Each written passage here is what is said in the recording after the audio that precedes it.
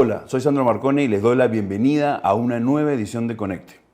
Tengo el gusto de conducir en alianza con Perú 21 este espacio que lo que busca es crear consensos mínimos en este gran problema que creo que todos los peruanos coincidimos que tenemos, que es la calidad de la educación, ¿no? Nuestro sistema educativo público-privado y qué cosas podemos hacer juntos llegando sobre la base de la discusión, de la reflexión, de la conversación, ¿no? Llegando a estos consensos mínimos.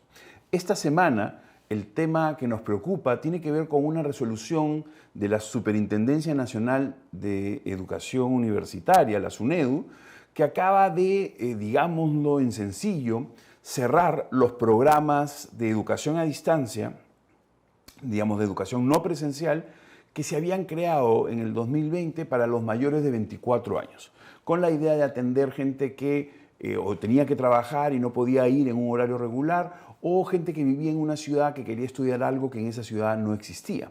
En general, estos programas eran proporcionados, eran provistos por universidades licenciadas por las propias SUNEDU, y entonces, por lo tanto, llama la atención esta decisión porque son programas que han sido licenciados, aceptados por SUNEDU, que ahora no van a ser eliminados. ¿Qué quiere decir esto? Quiere decir que si ustedes, sus hijos o un primo, ¿no?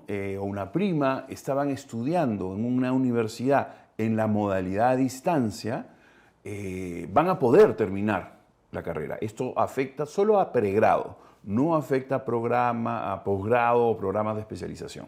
Entonces van a poder terminar. Pero lo que sí no va a poder empezar son nuevas promociones, nuevas ediciones. Entonces, si alguno de ustedes se había matriculado para empezar en marzo o en abril su carrera soñada en su plan de vida a través de esta oferta a distancia, eso sí no va a poder ser, ¿no?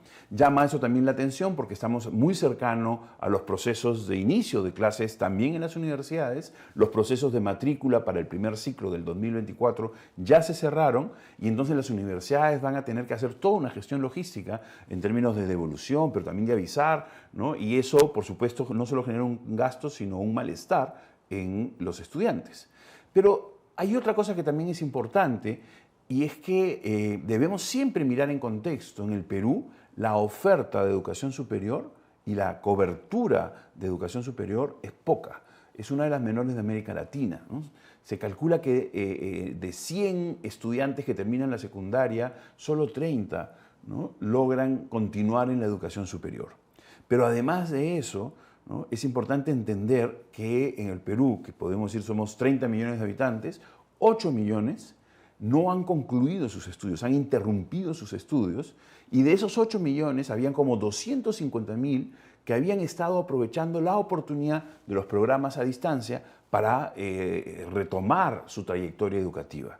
Pero más importante y más complicado aún es entender que en el Perú hay 18 millones de personas que declaran no tener oportunidad para continuar sus estudios, por ejemplo, de secundaria superior, en la localidad en la que viven, en el territorio en el que viven. Y entonces, no poder hacer programas de distancia implica entonces migrar. 18 millones de personas tendrían que, ¿no? entrar al flujo migratorio. Entonces, es un problema complejo, extraña a mucha gente esta decisión de la SUNEDU, pareciera arbitraria. Muchas universidades están diciendo con nosotros no conversaron, no nos preguntaron, no nos pidieron sugerencias, no nos han hecho partícipes de esta decisión. También extraña porque cuando se trataba de las universidades que no habían sido licenciadas y cuando se trató de ser flexible con ellas para que la oferta universitaria, con el argumento de que se necesitaba oferta universitaria, ¿no? Se les dio el espacio, ¿no? Entonces hay una contradicción entre la lógica con la que SUNEDU actuó en ese caso versus la lógica con la que actúa ahora, que es más bien una decisión con un criterio de cierre de programas, de reducción de oferta.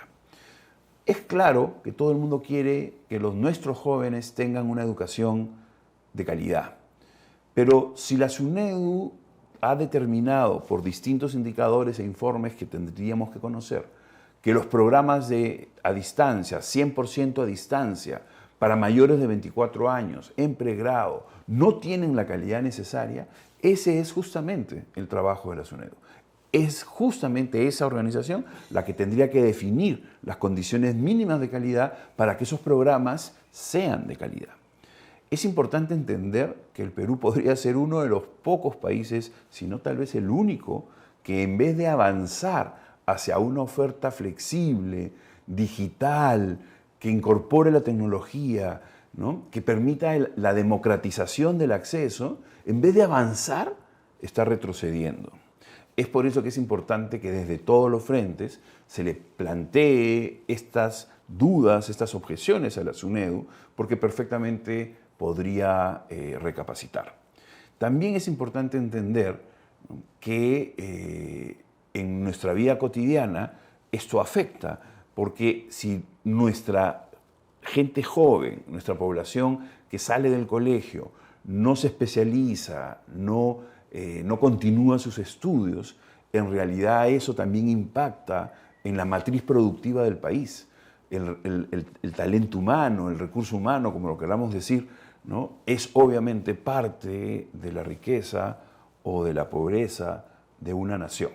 Es por eso entonces que esta semana este es el tema que traemos a discusión. Como saben, hay un artículo publicado en la versión, el día de hoy viernes, en la versión impresa del diario, ¿no? Y cualquier comentario que me quieran hacer, por favor aprovechen la publicación del diario para hacer sus comentarios, y la próxima semana tendremos aquí un experto, una experta para hablar sobre lo mismo. Muchísimas gracias, eso es todo conmigo.